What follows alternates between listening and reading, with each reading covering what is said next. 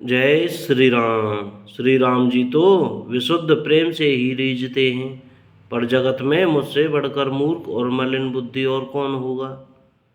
तथापि कृपालु श्री रामचंद्र जी मुझ दुष्ट सेवक की प्रीति और रुचि को अवश्य रखेंगे, जिन्होंने पत्थरों को जहाज और बंदर भालुओं को बुद्धिमान मंत्री बना लिया।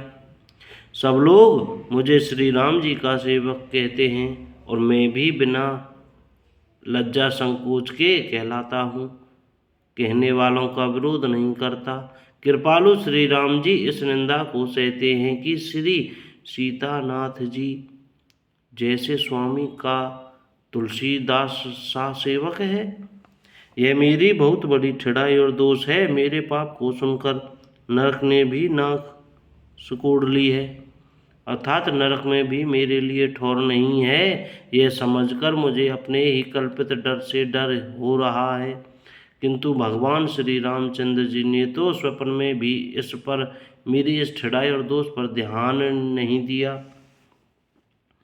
वरम मेरे प्रभु श्री रामचंद्र जी ने तो इस बात को सुनकर, देखकर और अपने सुचित रूपी चक्षु से निरीक्षण कर मेरी भक्ति और बुद्धि को उल्टे सराहना की है। क्योंकि कहने में चाहे बिगड़ जाए, अर्थात मैं चाहे अपने को भगवान का सेवक कहलाता रहूं, परंतु हृदय में अच्छापन होना चाहिए।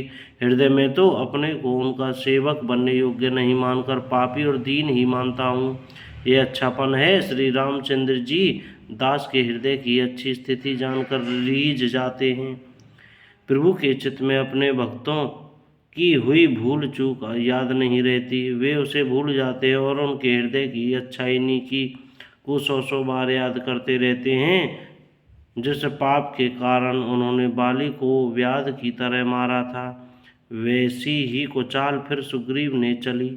बोलो जय सिया राम। वही करनी विभीषण की थी, परंतु श्री रामचंद्र जी ने स्वप्न में भी उसका मन में विचार नहीं किया। उल्टे भरत जी से मिलने के समय श्री रघुनाथ जी ने उनका सम्मान किया और राजसभा में भी उनके गुणों का बखान किया। प्रभु श्री रामचंद्र जी तो वृक्ष के नीचे और बंदर डाली पर, अर्थात कहाँ मर्यादा पुरुषोत्तम सच्चिदानंद घन परमात्मा श्री राम जी, और कहाँ पेड़ों की शाखाओं पर कूदने वाले बंदर, परंतु ऐसे बंदरों को भी उन्होंने अपने समान बना लिया। तुलसीदास जी कहते हैं कि श्री रामचंद्र जी सरीखे शील निधान स्वामी कहीं भी नहीं हैं। हे श्री राम जी, आपकी अच्छाई से सभी का भला है, अर्थात आपका कल्याण में स्वभाव सभी का कल्याण करने वाला है। यह बात सच है तो तुलसीदास का भी सदा कल्याण ही होगा। इस प्रकार अपने गुण दोषों को कहकर और सबको फिर सिर नवाकर मैं श्री रघुनाथ जी का निर्मल यश वर्णन करता हूँ, जिसके सुनने से कलयुग के पाप नष्ट हो जाते हैं। मुनि याज्ञवल्क्य जी ने जो सुहावनी कथा मुनि श्रेष्ठ भरद्वाज जी को सुनाई थी, उसी संवाद को मैं बखान कर कहूँगा। यह सज्जन सुख का अनुभव करते हुए उसे सुने।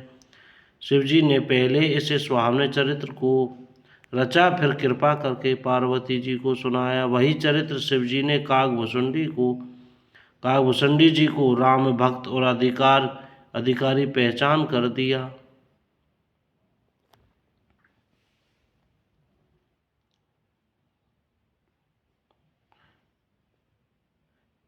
उन काकभूषणी जी से फिर याज्ञवल्क्य जी ने पाया और उन्होंने फिर उसे भरद्वाज जी को गाकर सुनाया।